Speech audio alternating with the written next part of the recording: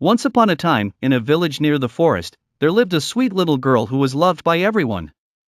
Her grandmother had lovingly made her a Red Riding Cloak, which she wore so often that she became known as Little Red Riding Hood.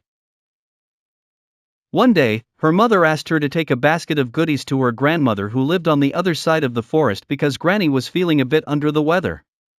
"Remember," said her mother, "go straight along the path and don't stray into the woods." Red Riding Hood promised her mother she'd be careful and set off on her journey, skipping happily along the sunny forest path.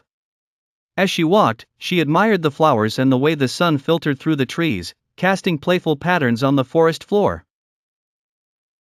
Before long, she met the sly wolf, who had been eyeing Red Riding Hood and her basket with great interest. "Good day, Little Red Riding Hood. Where are you going?" the wolf asked in a friendly voice that masked his wicked intentions. "I'm going to visit my grandmother and bring her this basket of treats," replied Red Riding Hood innocently. The cunning wolf suggested, "Why not pick some beautiful flowers for your grandmother? She would certainly love them." Forgetting her mother's warning for a moment, Little Red Riding Hood wandered off the path to gather some flowers. Meanwhile, the wolf rushed straight to Granny's house, knocked on the door, and deceived the frail old lady by imitating her granddaughter's voice.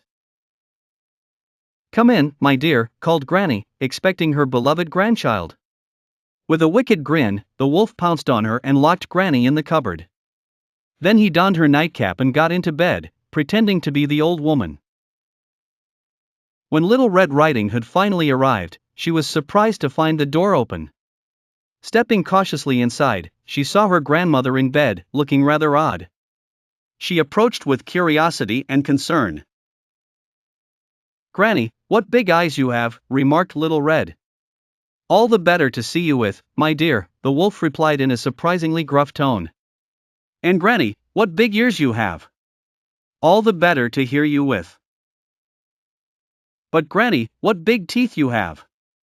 All the better to eat you with," exclaimed the wolf, revealing his true self. Just as the wolf lunged at Little Red Riding Hood, a brave woodcutter who happened to be passing by heard the commotion.